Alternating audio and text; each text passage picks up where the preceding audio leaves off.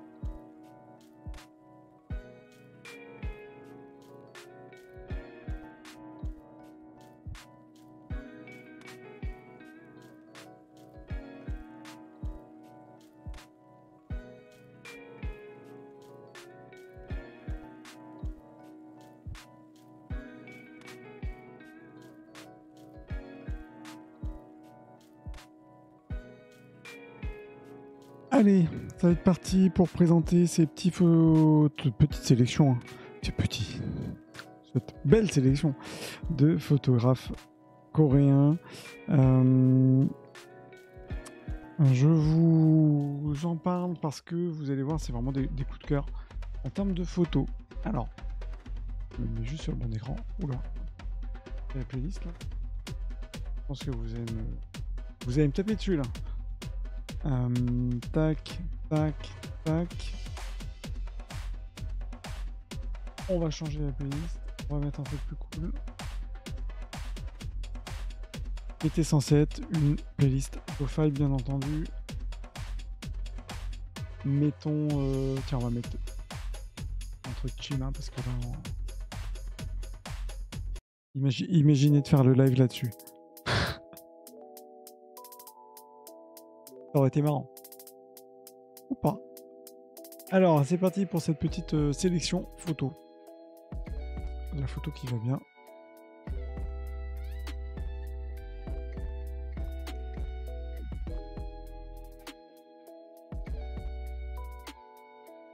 Good. Salut, salut. C'est parti. Un peu dans la pénombre. Attendez, je mets juste un petit peu de lumière quand même sur ma trombine. C'est-à-dire que la musique est pas trop forte. Je suis désolé, je regarde mon écran. Je cale en même temps ma petite lumière pour pas être Normalement, on est bien. Voilà. J'espère que vous allez bien, que vous avez passé un bon vendredi, une bonne semaine. Peut-être pour certains, on s'est déjà vu cette semaine à travers les lives. J'ai fait plusieurs lives cette semaine. On a fait du Diablo aussi le soir, Diablo ou Rumble. J'espère qu'en tout cas que tout va bien. Le live du vendredi, si vous tombez ici, déjà bienvenue. Le live du vendredi, qu'est-ce que c'est? C'est un petit live avant l'apéro. Donc vous inquiétez pas, je vous emmène pas sur 2 heures de live. J'avoue que je stream plus longtemps finalement du jeu. Je quand même des beaux sujets des fois d'1 heure. Mais voilà, là c'est le vendredi, on est cool, hein, on est sur un petit format. Et le format du jour du vendredi, si vous tombez ici, par hasard, sachez que je suis spécialiste en art japonais et art coréen. Je fais le vendredi un focus graphique. Graphique c'est quoi? Soit je fais un focus sur le design graphique, illustration, type design ou la photographie. Aujourd'hui, le sujet du jour, c'est 3 photographes coréens que je vous invite à suivre. Déjà, je vais mettre un petit hello sur le chat. On est aimable, voilà, bien aimable. En fait, j'ai 3 photographes coréens que j'aime beaucoup. Évidemment, on a plein d'artistes, mais on a quand même plein de vendredis pour le faire. Et donc ça, c'est 3 artistes en tout cas que je vous invite à découvrir, qui sont finalement 3 photographes femmes et qui sont réputés vraiment au pays, dans le pays, et pas que, parce que vous allez voir que leur on est sur vraiment 3 univers très différents, et vous allez comprendre pourquoi. La première, c'est Jungjin Lee, qui est donc une photographe qui est née en 61, coréenne, qui a étudié aux États-Unis, mais aussi en Corée. En tout cas, c'est quelqu'un qui a fait l'école d'art et design, même si, attention, je précise qu'on a aussi plein de photographes, hein, qui n'ont pas fait d'études d'art ou d'artistique, des grands photographes qui ont appris, comme on dit, sur le tas. Elle a ce parcours qui est assez intéressant parce qu'on le ressent quand même dans sa photo. Il va être travaillé, vous allez le voir, comme des tableaux. Il y a une pratique, en tout cas, il y a une pratique artistique derrière. Je vous l'explique ici dans cette slide. C'est quelqu'un donc qui a étudié à New York et qui a aussi été assistante de Robert Frank. Alors Robert Frank, si vous ne le connaissez pas, c'est évidemment quelqu'un que je vous invite aussi à découvrir. Je vais vous mettre une slide. On va voir Robert Frank parce que qui est un photographe. Je vais vous montrer juste les photos de Robert Frank. Robert Frank.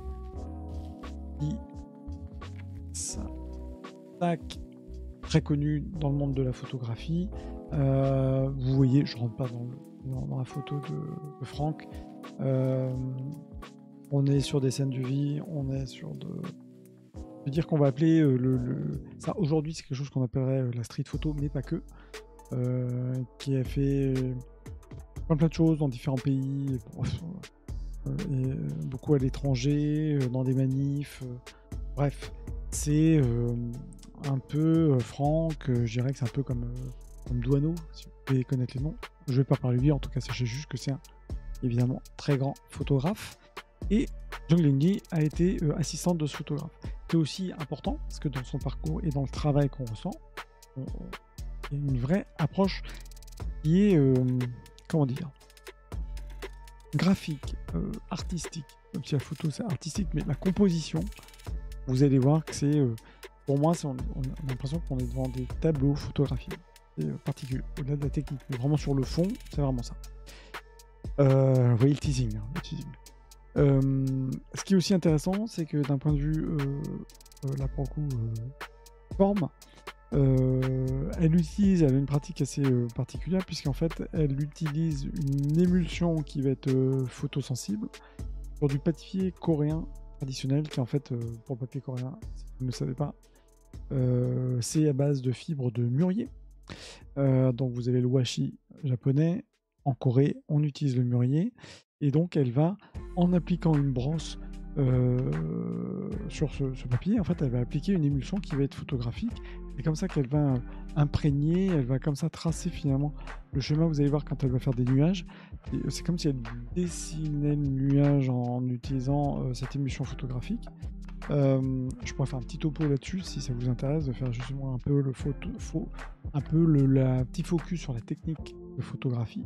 Sachez juste que pour que on ait une image, on a une émulsion qui réagit la lumière pour avoir quelque chose qui apparaît sur la photo. Bon, elle, tout le papier, elle va travailler vraiment à la brosse. Donc ça, c'est aussi quelque chose qui va apporter de la matière dans sa photo. Vous allez le voir tout de suite après.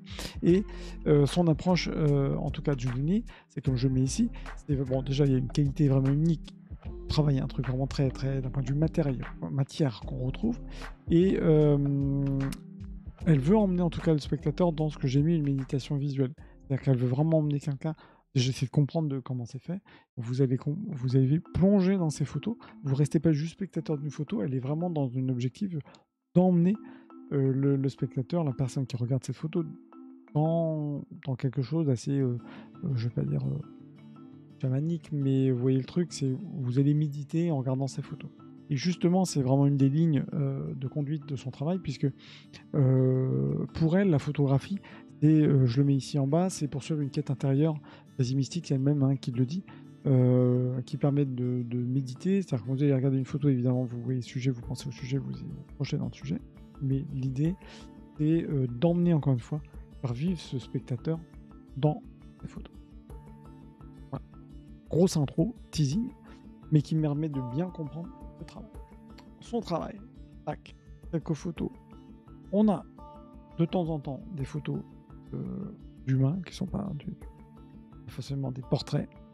On le voit, pourquoi je vous l'ai mis ici, enfin c'est pas la majorité de son travail, mais je voulais commencer par lui, parce que derrière on voit qu'il y a un traitement en termes de aussi bien, on va dire aujourd'hui, d'effet bokeh et la profondeur de champ.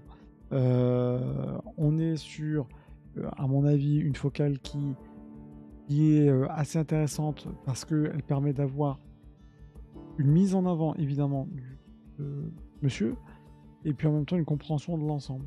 Et tout ça dans une ouverture qui est finalement assez petite, et en même temps qui apporte un certain piqué. C'est-à-dire que le travail que vous allez avoir derrière, vous le voyez, on voit effectivement ce monsieur, mais finalement notre regard, il va être plus attiré, aspiré par cette forêt, le brouillage derrière, mais qui n'est pas flou comme ce qu'on pourrait imaginer dans le bokeh. Ok, vous avez déjà une texture en termes d'image, une texture en termes de sensation. Déjà, c'est un premier truc qui vous donne une idée.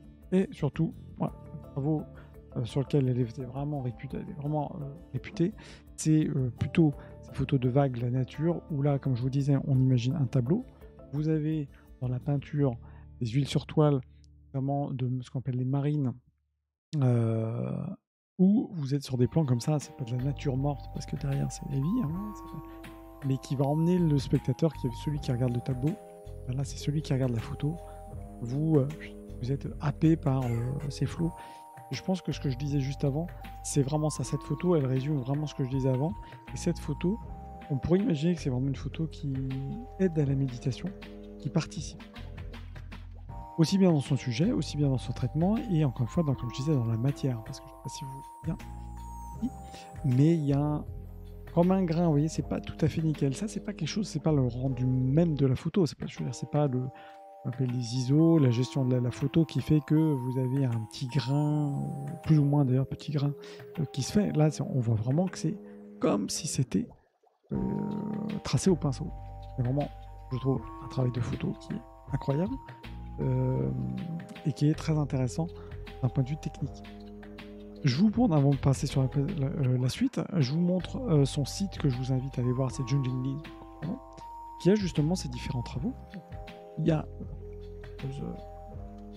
le fameux lot, qui est l'océan, qui a été mis en avant dans les années 2000, 99-2000. Elle a travaillé bien d'autres choses en termes de nature, notamment les nuages aussi. Donc c'est vrai que son travail est intéressant, puisque en termes de texture, les nuages ou la nature brute, vous voyez, même les arbres un peu secs, là, comme ça, vous voyez qu'il y a quelque chose qui est derrière une nature où vous avez une gestion des plans, vous avez un flou, bref, vous êtes, je disais, happé, vous partez dans ce photo, et ça va même de vous demander si c'est une photo ou si c'est pas une photo noir et blanc, par exemple, d'un tableau. Parce que la texture, la matière est là. C'est vraiment un travail qui est, je trouve, très intéressant. On dirait même à certains moments du crayonné. Moi, ça me fait même penser à certaines estampes. Voilà, des estampes japonaises. C'est pour ça aussi que je voulais vous montrer son travail. Par ses jeux, ses contrastes très forts, qu'elle est capable de produire, en tout cas dans ses images. Et je trouve qu'encore une fois, que c'est en termes d'approche, pour moi, par rapport à Franck, il y a un peu ce côté texture qu'on a, même si Franck, lui, on était vraiment sur des photos plutôt d'humains. Hein, elle, on est vraiment majoritairement sur voilà, de la nature, ce côté méditatif hein, de la photo, mais très très très intéressant. Donc regardez son site si ça vous intéresse. De toute façon, vous avez son site qui remonte. Vraiment artiste très très intéressante. Ensuite, vous avez des questions d'ailleurs, comme je dis, comme d'habitude, si vous avez des questions, en l'occurrence par exemple sur vous avez un artiste ou une artiste que vous souhaitez dont je vous parle, n'hésitez pas à m'en parler, vous me faites un petit DM, et avec grand plaisir pour en parler dans un prochain. Je suis désolé, j'ai changé la musique. En parler dans un prochain live. J'avance sur une deuxième photographe que j'apprécie. Donc là, je vais vous montrer deux photographes contemporaines. La première, c'est Gio, qui est née à Séoul en 85, qui elle, pareil, a étudié à New York. C'est intéressant parce qu'on va le voir aussi. Pas juste on n'est pas sur de la photo de street, on est vraiment sur un travail de photographie. Pardon. Ce qui me fait penser à d'autres photographes américains. Elle, je dirais son truc, c'est pas le côté méditatif. Enfin, on va pas emmener le spectateur dans un univers autre, parallèle à sa vie pour penser à autre chose. Hein. Elle, au contraire, on est vachement ancré dans le social, on est dans le présent. Et elle a choisi en tout cas de faire un focus sur les idéaux de beauté, et notamment le corps féminin. Le corps féminin dans la société coréenne. Qui dit corps féminin dans la société coréenne corps féminin parce qu'elle s'est beaucoup ratée justement sur les femmes uniquement, et notamment par rapport à la chirurgie esthétique.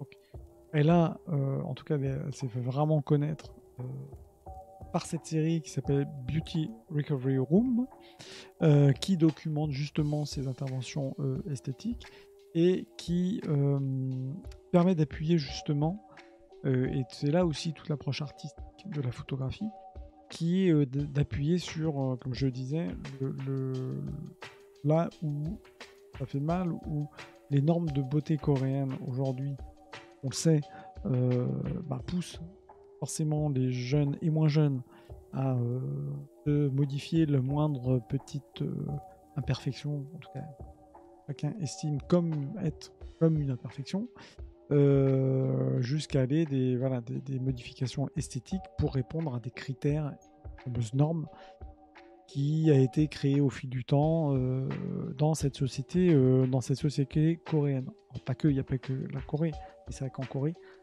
c'est quand même, on le sait, vous avez même les pubs partout dans le métro, c'est le cadeau, vous réussissez vos examens, vous avez au lieu d'avoir une montre, une console, je ne sais quoi, vous avez une petite chirurgie esthétique. Bon, voilà.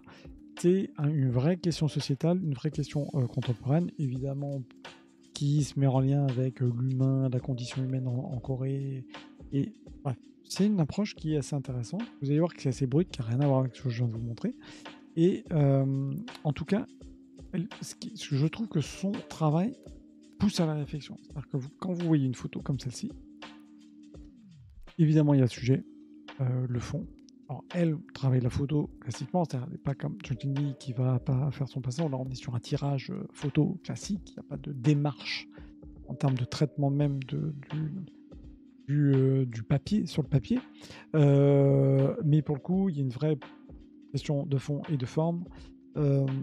Sur le fond, évidemment, sujet, par rapport à ce que je viens de vous dire, avec un traitement de la lumière, quelque chose qui est assez brut, mais en même temps, toujours avec une lumière qui peut être, que je vais la décrire comme tamisée, comme on le voit ici, où on est à se demander si la personne, cette jeune femme-là, qui s'est fait opérer, ont déjà des pensives. Est-ce qu'elle est dans la réalité? Est-ce qu'elle est dans une réalité parallèle qui peut être renforcée justement par ce côté tamisé, réalité parallèle liée à cette chirurgie esthétique? Elle est rentrée dans ce mood, dans ce prisme de lecture où elle s'est dit ok, soit je ne me reconnais pas, soit pour être belle, soit pour répondre à encore une fois des critères, il a fallu passer dans cette chirurgie esthétique, qui peut tout à fait un choix, je ne remets pas du tout en question quoi que ce soit, mais je trouve que tout ce que je raconte là, c'est qu'une photo comme ça, de par son traitement, sur le fond, vous emmène, et nous occidentaux, on est moins concernés. Enfin, on en voit évidemment beaucoup de personnes qui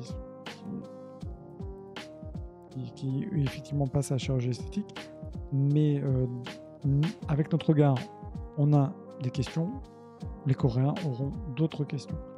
Et donc c'est ça aussi qui est assez intéressant, avec des détails d'un point de vue aussi composition qui sont intéressants. Ici, vous avez la cigarette, la fumée, évidemment référence avec qui peut partir, bref, l'aspect aussi, je ne vais pas dire court-termiste, mais la cigarette, la vie, une durée bien précise, etc. Vous voyez, il y a plein d'éléments comme ça qui se trouvent, qui sont très intéressants dans sa photo. D'un point de vue forme, il y a un cadrage un petit peu plus large, on n'est jamais sur des plans, on n'est jamais sur des portraits, et on est toujours avec une vision d'ensemble pour essayer de créer un contexte. On crée un contexte, en tout cas, Gio crée un contexte autour de sa photo. C'est pas juste représenter des gens qui sont opérés en var.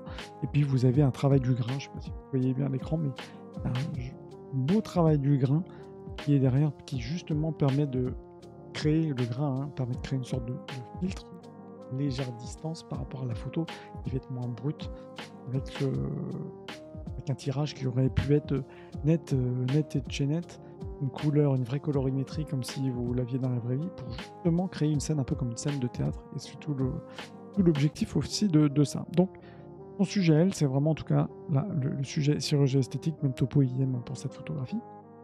Gio, c'est vraiment une artiste qui est intéressante. Elle n'a pas fait que ça, je vous montre son site gio.com.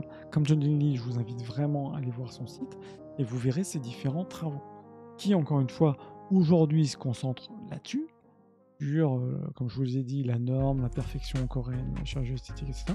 Mais c'est quelqu'un qui, derrière, va avoir une vision aussi très différente. Je vais éviter, parce que j'ai toujours peur de me faire ban sur Twitch avec des cornus. On est vraiment aussi plus loin, il n'y a pas que la chirurgie esthétique. Comme je disais, elle parle aussi des femmes, de la beauté des femmes, le temps qui passe, un portrait comme ça, il y a plein de détails, plein d'autres choses aussi à dire sur ce portrait. Sur les femmes dans la société coréenne, elles pleurent, et toujours pareil dans cette question, au-delà du sujet, c'est nous, en tant que spectateurs, on se pose vraiment des questions. Pourquoi elle a une petite larme qui est toute légère mais qu'on voit? Est-ce que c'est le temps qui passe? Est-ce que c'est derrière un plan qui nous rappelle qu'elle est cette femme dans une société coréenne ou pas, je sais pas. Bref, on se pose plein de questions. Vraiment un travail qui est intéressant. Gio, elle est aussi sur Instagram, et je vous invite aussi à découvrir ce travail qui, d'un point de vue photographique en tout cas, vaut vraiment le détour. Comme je disais précédemment sur John Lee, si vous avez des questions, n'hésitez pas à me les poser pendant ce live, sinon pendant le replay sera dispo comme d'habitude sur Twitch, sur YouTube. Je ferai une petite vidéo short, courte, sur TikTok et Insta, mais n'hésitez pas, en tout cas si vous avez des questions et si vous identifiez que vous souhaitez que je parle d'autres photographes, avec grand plaisir. Troisième photographe pour ce petit point graphique du vendredi, avant apéro, avec modération. Nina Han. Alors Nina Han, elle, on est sur un profil qui va être vraiment différent. Pareil, autre histoire, autre vision photographique. Elle est née en 80 à Séoul. Elle aussi a étudié à New York, décidément, c'est la grosse tendance. Bon, il faut se dire aussi que la School of Visual Arts à New York, c'est quand même une référence. Mais comme je disais tout à l'heure en intro, vous avez plein de photographes qui n'ont pas forcément fait d'études d'art ou d'art visuel et autres, et qui ont leur parcours. Chacun a son propre parcours. Mais c'est vrai que quand il y a un parcours issu d'histoire d'école, en tout cas, souvent, il y a une approche qui est vraiment différente. C'est vraiment là, une composition, comme je disais juste avant, un peu plus théâtrale. Il y a des choses, mais voilà, on n'est pas sur le côté brut de la street photo. Elle, Nina Han, a les différences des deux autres profils que je viens de vous montrer. Son sujet, c'est la jeunesse. Et son sujet, c'est la jeunesse dans la société contemporaine. Alors, on se rapproche effectivement de Gio, qui, elle, parle de la position de la femme, indirectement la jeunesse, dans cette société. Elle, on est vraiment focus sur toute la jeunesse, et notamment sur la solitude de cette jeunesse. Elle a notamment travaillé sur le thème du hanjok. Alors, je ne sais pas si vous connaissez le hanjok, mais le hanjok, c'est une pratique en Corée. On le traduit par, en gros, ce sont les personnes qui ont choisi de pratiquer des loisirs solitaires, de profiter de leur indépendance, qui se cassent pas la tête, qui aiment être seuls, aiment profiter de cette solitude, voyager seul.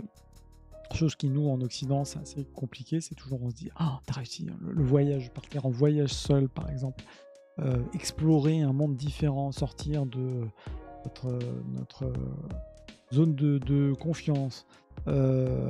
C'est souvent pour nous, occidentaux, difficile, parce qu'on est très proche de notre famille, on a notre vision aussi latine, hein, évidemment. On aime être avec les autres. En Corée, c'est vrai qu'il y a une tendance qui est cette tendance-là de se dire profite seul. C'est vrai qu'ici, quand c'est plutôt sur le tard où les gens ont tendance à vouloir voyager seul. C'est pas une grande tendance, hein, je dis pas que c'est un généralisme, hein.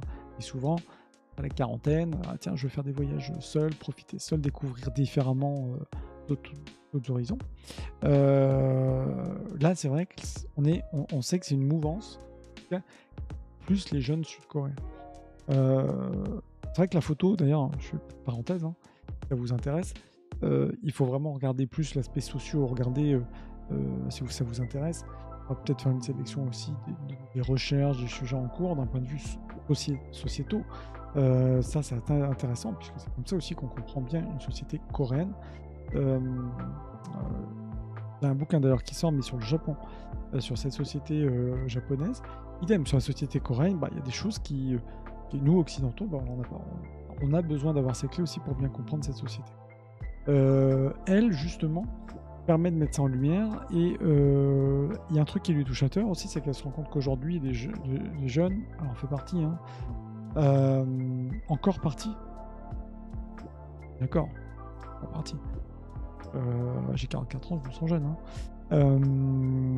En tout cas, les jeunes, soit ils se donnent, soit ils ont, je pense que c'est plutôt ils ont, moins de possibilités d'agir avec les autres. C'est connu, on voit, la société coréenne, on le sait, c'est des heures de travail de dingo, c'est limite le travail avant la vie entre guillemets, sociale. Les jeunes aujourd'hui, il y a une réflexion d'ailleurs qui a été faite tout récemment. Il y a un vrai changement qui commence à se créer entre les générations. Et justement, Nina Han, je trouve, est assez intéressante pour ça, parce qu'elle va mettre en lumière, ça. Tout ça dans une dimension qui est esthétique. Je vous rappelle qu'elle fait quand même une école d'art. Et en termes de photos, on n'est pas sur des compositions avec des gens jeunes seuls dans un coin, pas du tout. On est sur quelque chose qui est sur des moments. Pour moi, c'est un peu le haïku de la photo, c'est-à-dire que c'est le moment. On capte un moment présent, on capte une action qui permet, c'est-à-dire à l'air, il va mettre en image le plaisir solitaire à l'instant T, quoi. Je pense que vous arrivez à comprendre. Ici, cette photo, par exemple, de cette femme qui regarde, en fait, le regard de la femme qui regarde le bouquin qui est en train de flamber. On sait que flamber, ça dure pas 3 heures. Hein. C'est ce regard-là. En fait, on voit que son regard, elle est dans ses pensées. C'est super fort, hein, franchement. Le cadrage, il est nickel. Sa pensée est le calquée sur ce livre qui est en train de flamber. Et en même temps, elle se pose des questions. Et en même temps, c'est indirectement un certain plaisir de voir ça. Et je sais pas ce que c'est. Ça peut être un livre qui représente carcan éducatif. Bref, très intéressant. Évidemment qui vous pose plein de questions. Donc ça, c'est sur le fond. Sur la forme, on est sur une composition, toujours pareil, qui est centrée sur le sujet. En l'occurrence, elle a voulu centrer sur le livre, même si notre regard, il est ici. Pourquoi? Parce qu'elle a voulu vraiment mettre de la lumière sur le visage de cette femme, et puis un traitement avec un léger piqué, toujours comme je disais tout à l'heure, avec un léger grain, qui permet de créer une scène, une certaine distance, créer une scène, et nous, spectateurs, on va regarder cette scène. J'aime beaucoup, pardon, c'était pas Gio, mon titre, c'est Nina Anne, excusez-moi pour le titre. Nina Anne, c'est ça. Un autre plan qui me paraît aussi intéressant, voilà, je pense qu'on a tous fait profiter d'un moment un peu de sieste ou au réveil, juste quand le soleil se lève et que vous dites, voilà, le moment-là où vous dites, voilà. Donc Nina Anne, attendez, je vais changer mes titres parce que ça me perturbe. Et je vous travaille sur Canva. J'ai arrêté de bosser mes slides sur... Je vois, tiens, je pourrais peut-être demander des parrainages Canva si ça vous... Ok, rien à voir. Donc voilà, l'image avec une composition, je vous la fais pas. Vous voyez par vous-même qu'il y a une volonté de créer, de structurer cette photo, de donner de la matière au parquet. Comme derrière la précédente photo, elle donnait de la matière avec le pull et les flammes. Là, on est vraiment le jeu d'ombre de la fleur. Et puis surtout, toujours pareil, notre regard est focus sur cette scène, mais il va aller où notre regard? Il va ici sur la lumière, sur lui. Pareil, je trouve en composition, c'est très réussi. Ça paraît simple, mais en fait, c'est réfléchi pour faire naître justement une idée, le plaisir, à un moment donné, de je suis seul. Bon, Nina, top photographe. Après, c'est bon. Mais top photographe à suivre. Nina Anne, vous pouvez la suivre. Elle n'a pas de site, mais vous pouvez la suivre sur Insta. Et vous voyez différentes photos. Je vous ai mis ici, qui vous permet... Attends. Mieux que ça. Qui vous permet de ressentir ce que je disais juste avant, l'aspect photo. Après, bon, personnellement, je kiffe pas spécialement de me mettre dans mon lit avec un petit baobab sur le dos, mais pourquoi pas. Mais vous voyez, on est quand même sur une composition artistique, au-delà de ce que l'idée que ça veut retransmettre. On voit bien qu'il y a vraiment quelque chose de graphique. On est vraiment sur de la photo graphique.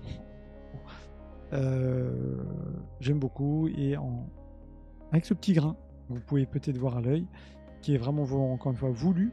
C'est pas quelque chose qui n'est pas voulu, c'est pas quelque chose qui est volontaire. Et là, sur cette photo, par exemple, que j'aime bien, c'est au-delà du grain, et vous avez cette neige, cette femme là idem, je pense qu'on l'a tous fait, essayer de ressentir de rester volontairement sous la neige, sentir les flocons de neige là, qui nous tombent dessus. Donc tout ça évidemment dans la société contemporaine coréenne qui est montrée. J'aime beaucoup. Donc voilà, Nina Anne, artiste franchement top, contemporaine à découvrir. Donc voilà, c'était une petite sélection qui va bien. Je vais pas plus loin que 40, quand même. Apéro vendredi. J'espère que ça vous a plu. Si ce genre de petite présentation, alors le vendredi je fais toujours de façon très court, mais si ça vous intéresse et que j'en fasse un peu plus, dites-le moi. Ouais, évidemment, j'adore la photo, c'est vraiment un médium et un média que j'adore. Et je trouve que, voilà, en tout cas dans la photo coréenne, comme d'ailleurs dans la photo japonaise, plein de choses, plein d'autres artistes à découvrir. Donc si ça vous tente, et dites-le moi, comme ça. Je vais refaire d'autres vendredis. Sélection de photographes. D'ici là, je vous remercie de m'avoir suivi.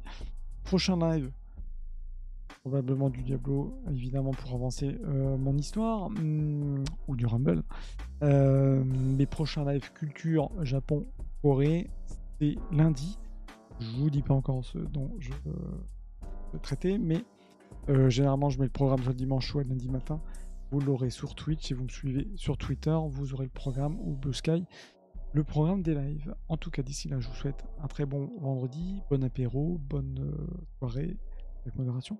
Bonne soirée, bon week-end, et pour ceux que je retrouve de toute façon quand je stream du gaming, et bien écoutez, à tout à l'heure. Hein. Je vous dis bonne soirée, à bientôt. Ciao ciao.